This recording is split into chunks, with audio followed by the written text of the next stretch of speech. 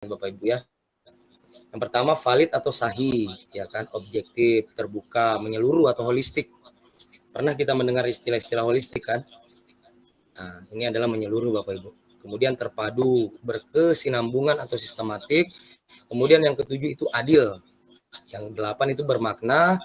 Yang sembilan itu beracuan kriteria atau berpatokan, ada patokannya. Kemudian yang ke-10 adalah akuntabel. Seperti apa penerapannya? Mari kita lihat. Nah, ini contohnya Bapak Ibu. Kalau dia prinsip penilaian sahih atau valid ya Bapak Ibu ya, sama saja. Misalkan dalam pelajaran penjas, guru akan menilai kompetensi permainan badminton siswa. Jadi siswa diminta bermain bulu tangkis, ya kan? Maka jika ini dianggap sahih, maka Pak Guru Penjaskes ini harus melakukan penilaian ini dengan tes praktek langsung. Seperti itu Bapak Ibu. Artinya dilaksanakan di lapangan badminton ya, bukan di kolam renang ataupun di lapangan basket. Paham nggak maksudnya Bapak Ibu? Paham ya? Paham ya? Artinya sahih ini bisa diukur, dapat terukur.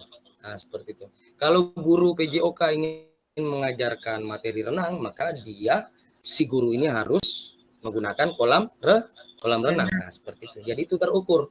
Nah, tidak mungkin praktek berenang kemudian di atas matras, ya kan?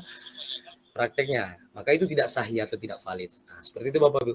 Begitupun juga dengan misalkan kalau guru seni budaya, kalau ingin praktek menari itu di ruangan tuh? Aula. Yang banyak kacanya itu. Kanan kiri banyak kaca. Ruangan apa namanya? Sanggar. Studio. Ya, studio tari, ya kan, atau sanggar seni seperti itu. Jadi itu baru dikatakan sahih. Mungkin kita menari di kolam renang, nah seperti itu kan Bapak Ibu. Kemudian yang kedua objektif. Guru memberikan nilai basket yang sesuai dengan kemampuan siswanya tanpa membedakan apakah siswanya itu keluarga, ya kan, atau tetangganya, bahkan dia anak guru. Seperti itu Bapak Ibu. Maka kalau guru melakukan penilaian objektif harus menyingkirkan kriteria ini. Jadi sebisa mungkin kita menilai secara objektif. Ini prinsip objektif Bapak Ibu, ya. Jadi jangan sampai kita keliru dikatakan ini adil ya, enggak. Kalau adil itu biasanya berkaitan dengan kelompok, ras, gender, dan struktur kondisi ekonomi manusia, itu kalau adil. Kalau objektif seperti ini Bapak Ibu ya. Misalkan ada soal yang menyatakan seperti ini, supaya kita tidak keliru, berarti objektif ini adalah kalau guru itu sifatnya kolega, ya kan? Apakah dengan anaknya sendiri terus dikasih nilai tinggi karena dia tetangga saya kasih nilainya tinggi, ya kan? Padahal kenyataannya tidak. Seperti itu ya Bapak Ibu ya.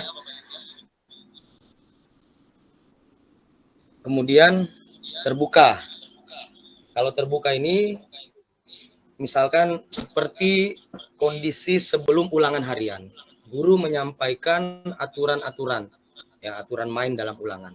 Misalkan anak-anak, hari ini saya akan mengadakan ulangan harian. Saya akan memberikan patokan skor masing-masing dalam setiap soal, misalkan 4 poin. KKM-nya adalah sekian. Ya, seperti itu Bapak Ibu ya. Jadi saya terbuka. Sebelum ujian saya sampaikan dulu aturan mainnya. Bisa dipahami Bapak Ibu ya, ini adalah prinsip penilaian terbuka. Seperti itu Bapak Ibu. Kalau menyeluruh, berarti yang dinilai adalah pengetahuannya, kemudian keterampilan dan sikap. Itu kalau menyeluruh. Ya Bapak Ibu. Kalau akuntabel, berarti bisa dipertanggungjawabkan. Misalkan guru mampu menjelaskan kepada orang tua.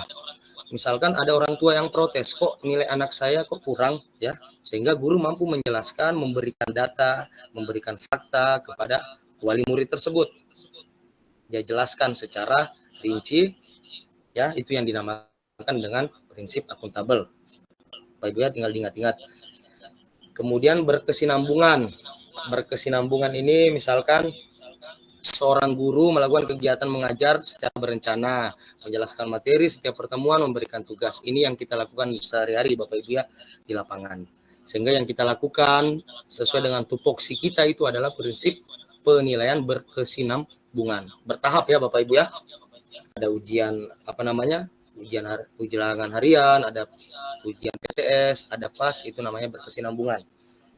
Kemudian kalau bermakna adalah melihat seberapa besar keberhasilan metode pembelajaran yang digunakan ya untuk perbaikan. Jadi penilaian itu ada maknanya Bapak Ibu, sehingga kita evaluasi kemudian kita perbaiki di kemudian hari ya, terkait prestasi belajar siswa yang harus semakin meningkat, itu bermakna. Kemudian yang ke-8 terpadu. Kalau terpadu ini misalkan guru tidak pernah masuk kelas, tidak menyampaikan materi, kemudian ujuk-ujuk melakukan penilaian tanpa mengajar, berarti guru ini melanggar penilaian terpadu. Kalau melaksanakan prinsip penilaian terpadu, maka guru tersebut harus mengajari materi dulu, kemudian memberikan melaksanakan penilaian ulangan, seperti itu. Maka itu baru terpadu. Tapi kalau sama sekali tidak mengajarkan materi, kemudian kita melakukan penilaian, maka itu tidak terpadu, Bapak Ibu ya. Kemudian yang ke-9, beracuan kriteria.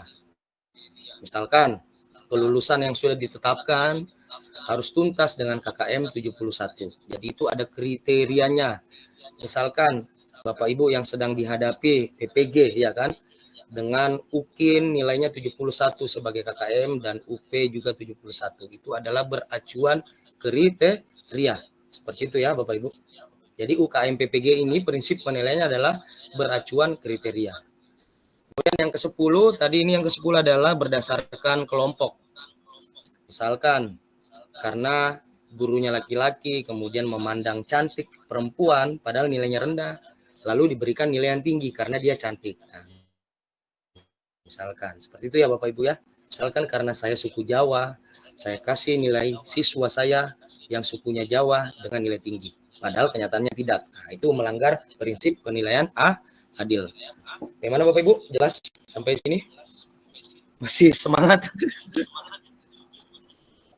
Lanjut ya. Iya Pak, lanjut, tetap semangat. Saya kira Bapak Ibu sudah tidur semua.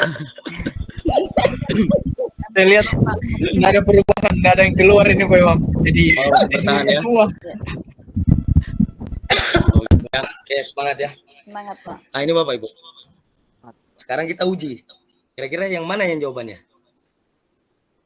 Dalam pembelajaran seni rupa, seni lukis, guru menilai kompetensi kemampuan melukis siswa menggunakan tes praktek dan juga tes tertulis. Hal tersebut dikatakan sesuai dengan prinsip B. B. Terpadu kita buang. Menyeluruh. Buang, simpan. Simpan. Sahih.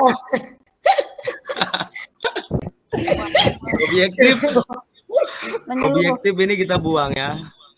Jelas ya. Sahih, betul. Jawabannya adalah sahih. Jadi Bapak Ibu jangan terkecoh. Kalau di sini digunakan tes praktek dan juga tes tertulis, ya kan? Ini bukan menyeluruh. Kalau menyeluruh itu ada praktek, ada kognitif, ada sikap. Tapi di sini hanya 2. Nah, ini sahih Bapak Ibu. Karena siswa guru menilai kemampuan melukis siswa dengan menggunakan tes praktek. Ya, di mana-mana melukis pasti tes praktek dong. Makanya bisa terukur. Berarti harus ada menyeluruh ya. Ya, kalau jawabannya menyeluruh berarti di sini ada afektif juga Bu. Nah seperti itu. Tapi karena nggak ada afektif dan sifatnya ini soal mengecoh hanya 2, berarti ini masih terukur atau sahih atau valid. Nah seperti itu. Oh sudah tadi. Nah ini apa Bapak Ibu?